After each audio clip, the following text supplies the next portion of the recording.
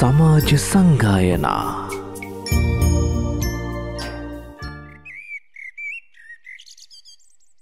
समन्ता चक्रवालेषु अत्रा गच्छन्तु देवता सद्धम्मं मुनिराजस् सुनन्तु सग्ग मोक्षदं धम्मස්සවන කාලෝ අයං භදන්තා ධම්මස්සවන කාලෝ අයං භදන්තා ධම්මස්සවන කාලෝ අයං භදන්තා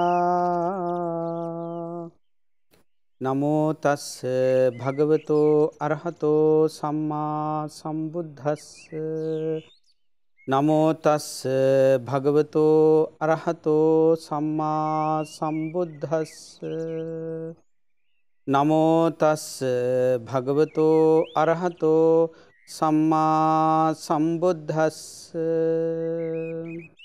ඒ භගවතු අරිහත්තු සම්මා සම්බුදුරජාණන් වහන්සේට මාගේ නමස්කාරය වේවා.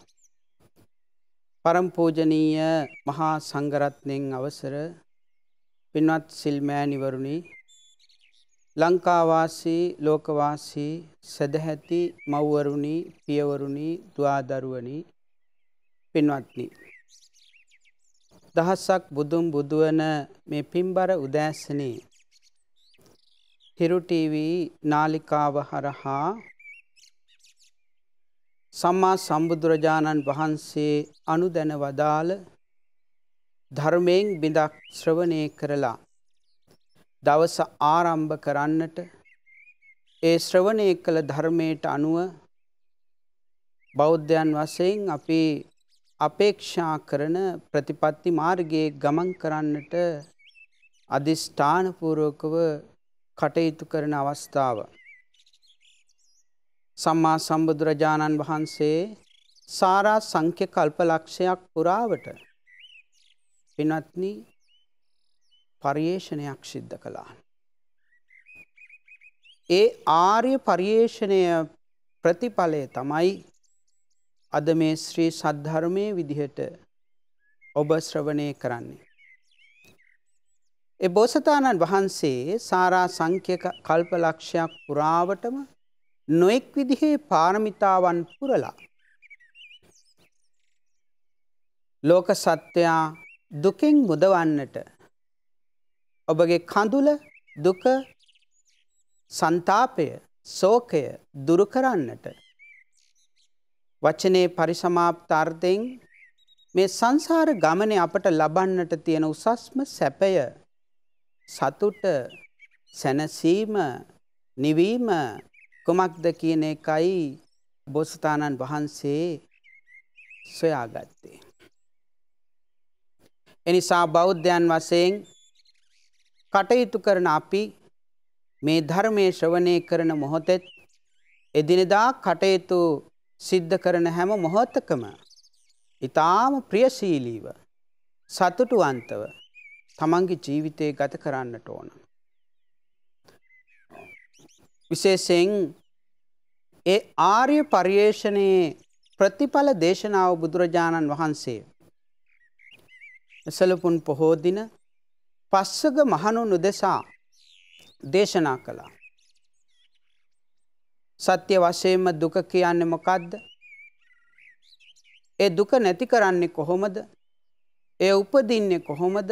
කුමක් අරමුණු කොටගෙනද?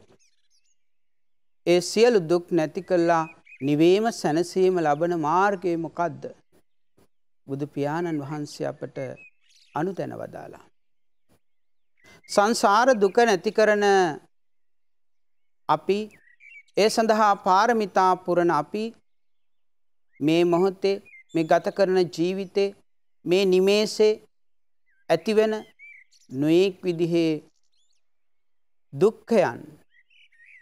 පිළිබඳව අපිට විශේෂයෙන් කල්පනා කළ යුතු නැහැ.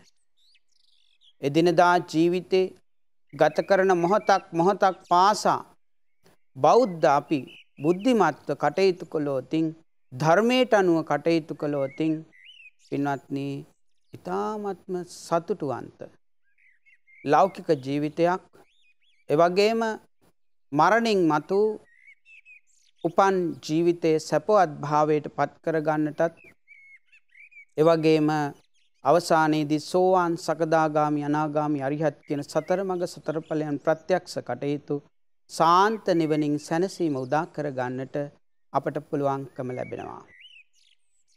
පින්වත්නි අද විශේෂ දේශනාවක් මේ හිමිදිරි උදෑසන ඔබට දේශනා කරනවා. නිරන්තරයෙන් අපේ ජීවිතේ දුක ශෝකය කියන එක අපේ ජීවිතේ හමුවට එනවා. ඒ දුක ශෝකය ඇති වෙන්නට බලපාන ප්‍රධාන කරුණු 5ක් පිළිබඳ අමාමෑණි බුදු පියාණන් වහන්සේ අපට දේශනා කළා. දුක ශෝකය නැති කළ සැනසීම සතුට උදා කර ගන්නට ඊ타ත්ම වටිනා න්‍යායක් අපිට බුදුහාමුදුරුවෝ මේ සූත්‍ර දේශනාව තුලින් පෙන්වා දුන්නා. එනිසා මේ න්‍යාය ඊටා හොඳට මතක තියෙන්නට ඕන. ඒ හොඳට ඒ ධර්ම කාරණා ඔබට මතක තියෙනවා නම් ඉන් අනතුරු ඔබ කරන්නට ඕනේ මේ ඉගෙනගත්ත ධර්ම කාරණා පිළිබඳ සිතින් මෙනෙහි කරන එක. මනසානුපෙක්කිතා. චින්තාමය පඤ්ඤා කියලා කියනවා. ඒ සිතීමේ විමසීමේ හැකියාව ඒ தત્ත්වය අපේ ජීවිතේ වැඩි දියුණු කර ගන්න ඕන. දැනුම සහ බුද්ධිය අතර ලොකු වෙනසක් තියෙනවා අපි දන්නවා. බුද්ධිය කියලා කියන්නේ පින්වත්නි සියුම් වූ අවබෝධය. යම් කාරණයක් පිළිබඳ සියුම් අවබෝධයක් ලබන්නට නම් ඒ කාරණේ පිළිබඳ අපේ සිතුවිලි මෙහෙවන්නට ඕන. අපේ ආකල්ප දියුණු කර ගන්නට අපට පුළුවන්කම ලැබෙන්නේ විටයි. ශෝකේ දුක නැති කරන්නට අපේ හිත සකස් කරගත යුතු ආකාර 5ක් තමයි ශෝක සල්හරණ සූත්‍රයේ නමින් අමාමෑණි බුදු පියාණන් වහන්සේ අපට අනුදැන වදාරන්නේ. විශේෂ වශයෙන් බුදු පියාණන් වහන්සේගේ දේශනාව මහා රහතන් වහන්සේ නමක් විසින් තමයි අපිට පැහැදිලි කරන්නේ දේශනා කරන්නේ. අංගුත්තර නිකායේ පංචක නිපාතේ මුණ්ඩරාජ වග්ගයේ සඳහන් වෙන ශෝක සල්හරණ සූත්‍රය. ශෝකේ දුක ඇති වෙන්නේ කුමක් හේතු කොටගෙනද? ශෝකය දුක සංතාපය පසුතැවීම මේ ආදී කොට ඇති ස්වභාවයන් පිළිබඳ ධර්මයේ විග්‍රහ කරන්නේ කොයි ආකාරයෙන්ද? පින්වත්නි අපේ හිතේ උපදින අකමැත්ත, අප්‍රිය බව, අමනාපය මේ ස්වභාවයන් නිසා තමයි හිතේ ශෝකය දුක කනගාටුව උපදින්නේ. වංචක ධර්මයක් විදිහට මේ ශෝකය හිතේ උපදින්නේ අපි අකමැති කරන දෙයක් සිද්ධ වුණාම.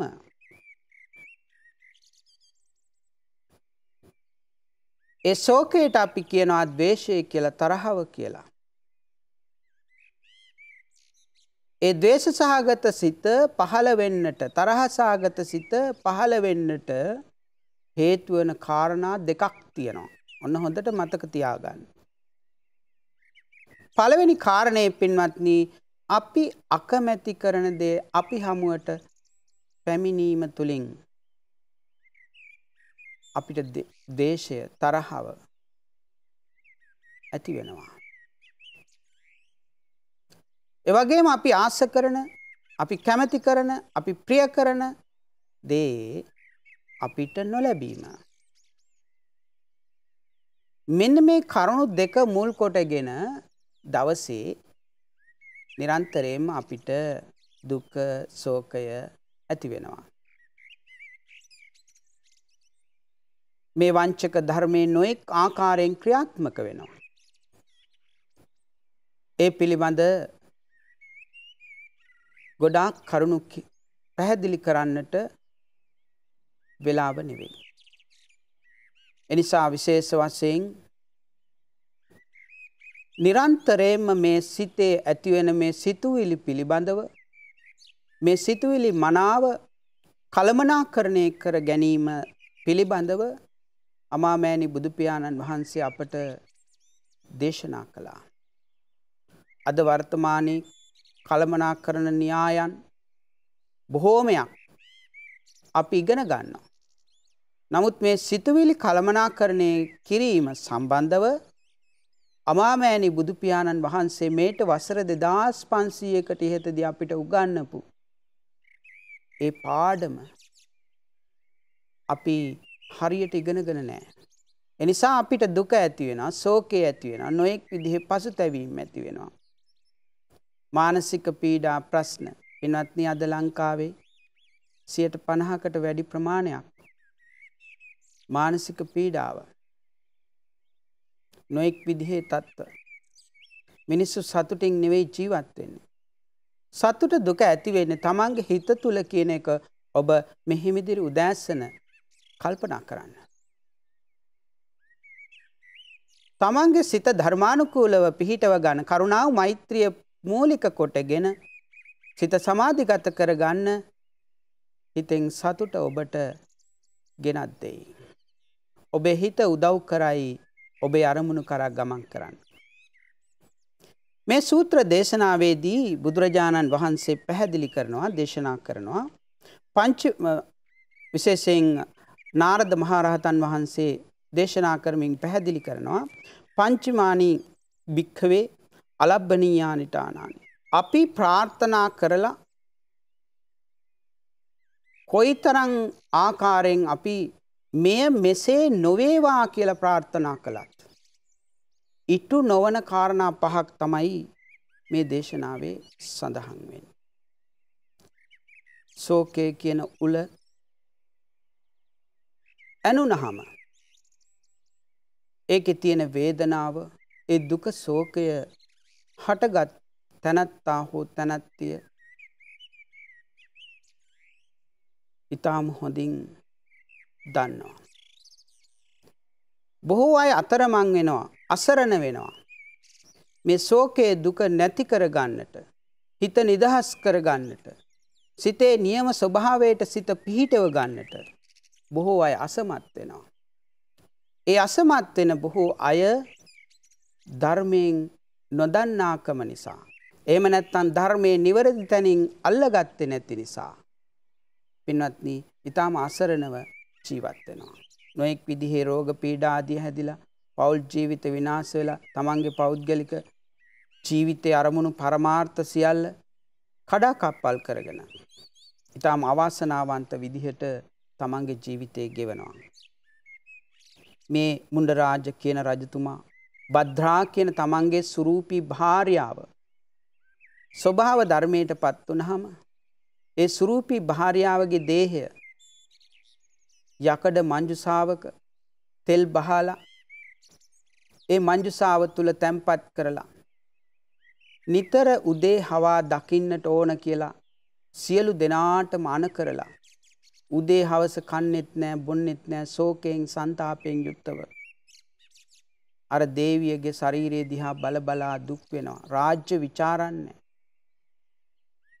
රාජ්‍ය ආභරණ පළඳින්නේ, නොඑක් ආකාරයෙන් තමන්ගේ ශෝකය තව තව වර්ධනය කරගෙන වැඩි කරගෙන මේ ශෝකය දුරු කරගන්නට, ශෝක හුල ගලවන්නට අපහසුව අවාසනාවන්ත ජීවිතයක් ගත කරන මොහොතේ නාරද මහ රහතන් වහන්සේ පැළලුප්නවර අශෝකාරාමයේ වැඩ වාසය කරන විට උන්වහන්සේ සමීපයට මේ රජතුමා කැටුව ගිහිල්ලා උන්වහන්සේ තුලින් දැනගත්ත මේ බුද්ධ දේශනාවයි අපි මේ ශ්‍රවණය කරන්නේ. පළවෙනි කාරණේ තමයි අපි හැම දිනාම කල්පනා කරනවා. ජරා ධම්මා මා ජිරීති. හැම දිනාම ප්‍රාර්ථනා කරනවා මේ ජරාවටපත් වීම, මේ වෙනස් වෙන ස්වභාවය මට නොවේවා කියලා. තරුණ වයසේ ඉන්න අපි කල්පනා කරනවා පින්වත්නි අපේ පුංචි කාලේ කොයි තරම් ලස්සනද. අම්මා තාත්තගේ සෙනෙහස ලැබමින්, හිතු මනාපේ සෙල්ලම් කරමින්, වැඩිහිටියන්ගේ ගුරුවරුන්ගේ ආදරයේ සෙනෙහස ලැබමින් අපි ගත කරපු කෙළුවල ජීවිතය කොයි තරම් සුන්දරද කියලා කල්පනා කරනවා. කුඩා කාලේ අපි කල්පනා කරන්නේ තරුණ වියටපත් වෙන්න, ඉක්මනට ලොකු වෙන්න. තරුණ වියටපත් වුණාම අපි කල්පනා කරන්නේ කුඩා කාලයේ සම්බන්ධව. තරුණ ජීවිතයටපත් වුණ තැනැත්තා ක්‍රමෙන් වයසට යනවා. වයසට යන විට මේ කෙස් සුදු වෙනවා, දත් වැටෙනවා. මේ කායික මානසික ශක්තිය නැති වෙලා යනවා. නොඑක් විදිහේ ලෙඩ රෝගයන්ට මුහුණ දෙනවා. හන්දි වේදනයි, නොඑක් විදිහේ අපහසුතා. රස දැනෙන්නේ නැහැ දිවට, කන ඇහෙන්නේ නැහැ, ඇස් පෙනෙන්නේ නැහැ. මේ හැමේ ස්පර්ශයන් නිවැරදි ආකාරයෙන් දකින්නේ නැහැ. පින්වත්නි මේ ස්වභාවය පිළිබඳ යථාර්ථවාදීව හිතන්න. මේ වෙනස් වීමේ ස්වභාවය, දි รา යාමේ ස්වභාවය පිළිබඳ අපි ශ්‍රවණය කරන මොහොතේ හිමිදිරි උදෑසන ඔබේ හිතට අදිෂ්ඨානයක් එනවා නම් පින්වත්නි ඔබ ධර්මයේ හරි ආකාරයෙන් හරි තැනින් අල්ලගෙන මේ දි รา යාමේ ස්වභාවය, වෙනස් වීමේ ස්වභාවය, මේ ශරීරයේ ජරා ජීර්ණ වීමේ ස්වභාවය අමාමෑණි බුදු පියාණන් වහන්සේ දේශනා කොට වදාලා ඒ දේශනාවට අනුකූලව අපි අප්‍රමාදීව කටයුතු කරන්න ඕන. මේ ජීවිතේ ෆේල් වෙන්න බෑ, ප්‍රමාද වෙන්න බෑ. ප්‍රමාද වීමෙන් තොරව ජීවත් වීම සඳහා අපි අදිෂ්ඨාන පූර්වක කටයුතු කරන්නට ඕන කරනවා. මේ ගත කරන නිමේෂේ, මේ උදාවන පින්බර දවස පින්වත්නි ස්වර්ණමය අවස්ථාව විදිහට කල්පනා කරලා හිතලා මේ කාලයෙන් උපරිම ප්‍රයෝජන ගන්න උත්සාහ කරන්න. මේ ශරීරයෙන් උපරිම වැඩ ගන්න උත්සාහ කරන්න. අත්තව්‍යාබාදාය සංවත්තති. තමන්ගේ යහපත පිණිසත්. ඒ වගේම පරව්‍යාබාදාය සංවත්තති. අනුන්ගේ යහපත පිණිසත්. උභයව්‍යාබාදාය සංවත්තති. තමන්ගේත් අනුන්ගේ දෙපාර්ශවයේ යහපත පිණිස කටයුතු කරන්න අදිෂ්ඨානය ඇති කරගන්න.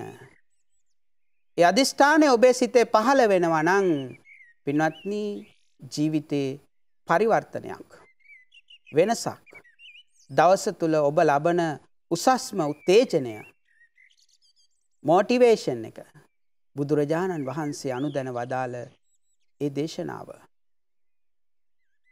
අනිත්‍යයි දුකයි අනාත්මයි කියමින් බුදු පියාණන් වහන්සේ මේ ලෝක යථාර්ථයේ පෙන්වුවා මිසක අනිත්‍යයි දුකයි අනාත්මයි කියන ධර්මතා සිහිපත් කරමින් මුළු ගැන් වෙන්නට ඍණාත්මක සිතුවිලි සිතේ ගොඩනගා ගන්නට කවුරුවත් කියලා නැහැ. බුදු පියාණන් වහන්සේ අපිට අනුදැන වදාළ ජීවත් වෙන කාලය ඊටම කෙටි. ඒ කෙටි වූ කාලය කළමනාකරණය කරගන්න ඔබට ජීවත් වෙන්න තියෙන පොඩි කාලයයි. අනිත්‍යයි. මේක වෙනස් වෙනවා ශරීරය. මොහොතින් මොහොත අපි වයසට යනවා. නිසා ජීවිතේ ජීවන න්‍යාය පත්‍රයක් සකස් කරගන්න. ඒ සකස් කරගන්න න්‍යාය පත්‍රයේ පළවෙනිටම කරන්න ඕනේ මොකද්ද, දෙවෙනියට මොනවද කරන්න ඕනේ කියලා අංකණය කරගන්න. ලිස්ට් එකක් හදාගන්න.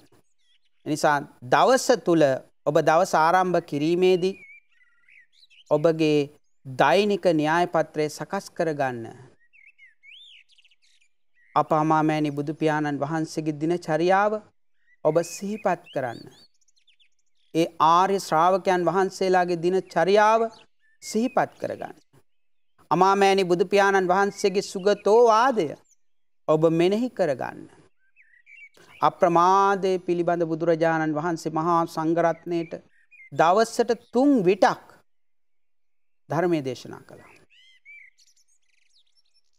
ගුරුවරයා තමන්ගේ ශිෂ්‍යයා ඉදිරියට තල්ලු කරනවා වගේ බුදුරජාණන් වහන්සේ මේ මහා සංඝරත්නයට අනුදැන වදාරනවා ප්‍රමාද වෙන්න එපා. මේ සංසාරේ ප්‍රමාද වෙන්න එපා. කුසල් සිතේ සිහිය වඩා ගන්න කියලා. දවසට 3 විටක් පින්වත්නි. බුදුහාමුදුරුවෝ ඒ මොටිවේෂන් එක ඒ උත්තේජනය ලබා දුන්න මේ සංසාර දුක පිළිබඳ අමාමෑණි බුදු පියාණන් වහන්සේ ඒ සත්‍ය අවබෝධය ධර්ම අවබෝධය ලබා ගත්ත නිසා. එනිසා මේ ධර්මයේ ශ්‍රවණය කරන මොහොත ඔබගේ ක්ෂණ සම්පත්තිය පහළවන ඔබගේ සිතුවිලි පරිවර්තනයකට භාජනය වෙන සුවිශේෂී අවස්ථාවක් වේවා. ඒ තුලින් ඔබගේ හිත තුල පවතින දුක කඳුල පීඩාව දුරු කරලා බුදුරජාණන් වහන්සේ අපට පෙන්නපු ඒ සතුටේ සැනසීමේ මාර්ගයේ ගමන් කරන්නට මේ මොහොතේ පටන් ඔබට ශක්තිය ලැබේවා. පින්වත්නි, එනිසා මේ ජරාවට පත්වීම කියන එක මේ භෞතික ශරීරයේ පමණක් නොවේ. පින්වත්නි, මේ සිතුවිලි පවා වෙනස් වෙනවා. දැන් අපි ආදරය කරනවා ඉස්සර කෙනා නම් නෙවෙයි මේ අද හරියට වෙනස් වෙලා. පින්වත්නි, සිතුවිලි වෙනස් වෙනවා. ආකල්ප වෙනස් වෙනවා. ඒ පුද්ගලයා සමාජයේ සමාජානුයෝජනයේ වෙද්දී නොඑක් විදිහේ එකතු කරන දැනුම සහ පුද්ගලයන් නොඑක් ආකාරයේ එයා රැස් කරන අසකන නාසය දිව ශරීරය කියන ඉඳුරන් තුලින් රැස් කරන තොරතුරුත් එක්ක එයාගේ ආකල්ප වෙනස් වෙනවා. එනිසා මේ වෙනස් වීමට අනුගතව තමන්ගේ ලෞකික ජීවිතය සකස් කරගන්නට ඕන කරනවා වගේම මේ වෙනස් වීමේ ස්වභාවය ඊටාම ගැඹුරින් අධ්‍යයනය කරමින් විදර්ශනා නුවණින් ඒ පිළිබඳ දකින්නට බලන්නට අපි තුල හැකියාව තියෙන්නට ඕන කරනවා. ඊළඟ කාරණය දේශනා කරනවා මේ නාරද මහා රහතන් වහන්සේ මුණ්ඩරාජ රජතුමනි, මේ ස්වභාව ධර්මය මේ ඔබගේ සුරූපී භාර්යාව මරණයටපත් වුණා. ඔබගේ මේ සුරූපී භාර්යාවට පමණක් නෙවෙයි මේ ස්වභාවය සිද්ධ වුණේ. ලෝකේ උප්පත්තිය ලබන සෑම සත්‍යයා ජරාවටපත් වෙනවා වගේම ව්‍යාධි ධර්මයටපත් වෙනවා. ව්‍යාධි ධම්මාමා ව්‍යාධීති. කවුරු හරි ප්‍රාර්ථනා කරනවා නම් ඔබ අද දවසේ ප්‍රාර්ථනා කරනවා නම් කිසිම ලෙඩක් හැදෙන්නේ නැතුව මේ ජීවිතේ පුරාවටම ඉන්නට ලැබෙන්න කියලා. කිවිසුමක්වත් යන්නේ නැතුව. එනිසා ඒ ප්‍රාර්ථනාව ඒ විදිහට ඉෂ්ට සිද්ධ කරගන්න බෑ. මොකද මේ ශරීරය ශක්තිය ක්‍රමෙන් හීන වෙලා යනවා.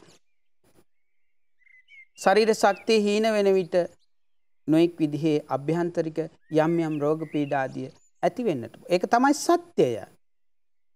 ඒ සත්‍යයට මුහුණ දෙන්න ඔබ දැන් ඉඳන්ම සූදානම් වෙන්න.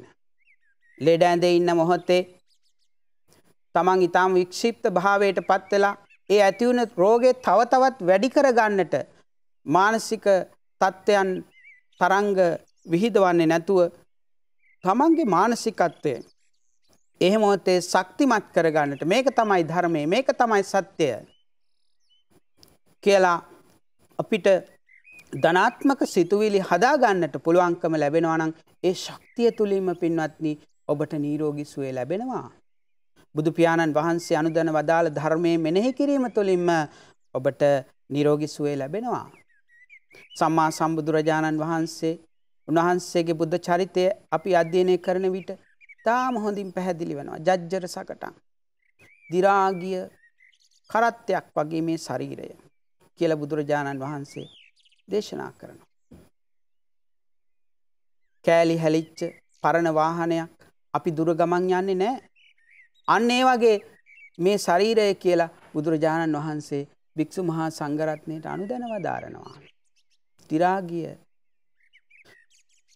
ශරීරයක් කියලා. ඒ වගේම තමයි පින්වත්නි මරණ ධම්මං මා මීති. අපි හැමදෙනාම මරණයටපත් වෙනවා. උප්පත්ති ලැබූ හැමදෙනාම මරණයටපත් වෙනවා. එනිසා ඔබ මේ හිමිදිරි උදෑසන සිහියට ගන්න තමන්ගේ මරණය සිහිපත් කරගන්න. ඒ මරණය සිහිපත් කරගෙන ඍණාත්මක සිතුවිලි නම් හදාගන්න එපා. බෝසතාණන් වහන්සේ සසර කලකිරුණේ නැහැ. එනිසා අපි ජීවිතය පිළිබඳ කලකිරෙන්නේ නැහැ බෞද්ධයෝ. බෝසතාණන් වහන්සේ සසර කලකිරීම නෙවෙයි උන්වහන්සේ ඇති කරගත්තේ සසර පිළිබඳ අවබෝධයයි උන්වහන්සේ ඇති කරගත්තේ. එනිසා අපි ජීවිතය පිළිබඳ කලකිරෙන්නේ නැතුව ඍණාත්මක සිතුවිලි ගොන්නක් එකතු කරගන්නේ නැතුව අපි බුද්ධ දේශනාවට අනුව ජීවිතාවබෝධය, ඒ ධර්මාවබෝධය, සත්‍යාවබෝධය ලබන්නට අපේ සිතුවිලි මෙහෙවන්නට හොඳම වෙලාව මේ හිමිදිරි උදෑසන. එනිසා පින්වත්නි මරණය කියන න්‍යාය ධර්මයට අපි මේ මොහොතේ ඉඳන් සූදානම් වෙනවා නම් පින්වත්නි ජීවිතේ අපි අපේක්ෂා කරන ගොඩාක් පරමාර්ථ අරමුණු සාක්ෂාත් කරගන්න පුළුවන්. ලෞකික ජීවිතයේ ඔබ අපේක්ෂා කරන ලස්සන ජීවිතයක් ගත කරන්න. ලෞකික සුවය විඳින්න, ඒ වගේම ලෝකෝත්තර වශයෙන් අපි අපේක්ෂා කරන ඒ ලස්සන ජීවිතය අපට ගත කරන්නට පුළුවන්කම ලැබෙනවා. ඒ වගේම කය ධම්මං මා කීති. නොඑක් විදිහේ වැයවීම අපේ ජීවිතයේ තියෙනවා. මේ දැල් වෙන විදුලි පහන, ඔබ පාවිච්චි කරන ජංගම දුරකථනය, යාන වාහන, ගේ දොර, මුදල් හදල්, බැංකු ගිණුම් වල තියෙන මුදල් දවසින් දවස වැය වෙනවානේ පින්වත්නි. ඒක එහෙම නොවේවා කියලා අපි ප්‍රාර්ථනා කළාට එහෙම වෙනවද? නිරන්තරයෙන්ම වැයවීම සිද්ධ වෙනවා. අපි පාවිච්චි කරන බඩු භාණ්ඩ. එනිසා වැයවීමේ ධර්මතාවය වෙනස් කරන්න බෑ. ගහකොළ මේ ජීවීන් හැමදෙනාම වැයවීමටපත් වෙනවා. ඊළඟ කාරණය තමයි පින්වත්නි නස්සන ධම්මං මා නස්සීති. ඔබ ආදරයෙන් එකතු කරගත්ත දේ නැති වෙන්නට පුළුවන්. අහිමි වෙන්නට පුළුවන්. ඒ අහිමිවීම හමුවේ මධ්‍යස්ථ සිත, උපේක්ෂා සිත පහළ කරගන්නට ඔබ දක්ෂ නම් ඒ තුල පින්වත්නි බුදුරජාණන් වහන්සේ අපි අපේක්ෂා කළ සැනසීම තියෙනවා. එනිසා ඒ ආර්ය මාර්ගයේ ගමන් කරන ආර්ය උත්තමයන් තුල පවතින ඒ උපේක්ෂා සිත දියුණු කරගන්නට අපට මොහොතක් හරි පුළුවන්කම තියනවා නම් පින්වත්නි ජීවිතේ අපි අපේක්ෂා කරන ලෞකිකත්වයේ සැනසීමත් ලෝකෝත්තර සැනසීමත් උදා කර ගන්නට පුළුවන්කම තියෙනවා. එනිසා මේ ගත කරන මොහොතේ අපි කල්පනා කරනවා නම් නිරන්තරයෙන් ඒ උපේක්ෂා සිත, මධ්‍යස්ථ සිත පහළ කරගෙන අපේ ජීවිතේ සියලු සිදුවීම් කෙරෙහි බලන්නට අපට පුළුවන්කම තියෙනවා නම් ඒ තුල ඔබගේ දවස සතුටුවන්ත දවසක් බවට පත් වෙයි. අමාමෑණි බුදු පියාණන් වහන්සේ අනුදැන වදාළ සෝවාන් සකදාගාමි අනාගාමි අරිහත් කියන උතුම්ම සැනසීම නිවීම ලබන්නට ඒ අප්‍රමාදිසිත දියුණු කරගන්නට ඔබට මනා පිටිවහලක් වේවි ඒ උපේක්ෂා සිත පහළ කර ගැනීම. ධර්මයේ ශ්‍රවණය කිරීමෙන් ලබා ගන්නා ලද අනන්ත කුසල ධර්මයේ මේ හිමිදිරි උදෑසන සියලු දෙවියන්ට අනුමෝදන් කරමු. දෙවියන්ගේ දේව ආරක්ෂාව, දේව බැල්ම අනුකම්පාව ඔබ අප හැම දිනාටම සැලසේවා. දෙවියෝ ප්‍රාර්ථනීය බෝධියකින් නිවනින් සැනසෙත්වා කියලා ප්‍රාර්ථනා කරමු. ඒ වගේම ඔබ හැම දෙනා වෙනුවෙන් නිදන ප්‍රාප්ත සියලු ඥාතිවරුන්ට පින් අනුමෝදන් වෙත්වා. එයාගේ සංසාර ගමන සැපවත් වේවා. මේගේ ඥාතීන් ප්‍රාර්ථනීය බෝධියකින් නිවනින් සැනසෙත්වා කියලා ප්‍රාර්ථනා කරමු. ශ්‍රවණය කරන ඔබටත් ඒ වගේම පවුලේ හැම දෙනාටමත් දුවා දරුවන් ඇතුළු සියලුම දෙනාට ප්‍රාර්ථනා කරන හැම දෙනාටම මේ ධර්මානිසංස තුලින් මෙලව සැනසීම වේවා. පරලෝක වශයෙන් උතුම් නිවනින් සැනසෙත්වා කියලා ප්‍රාර්ථනා කරනවා. හැම දෙනාටම සම්මා සම්බුදු සරණයි. සමාජ සංගායනා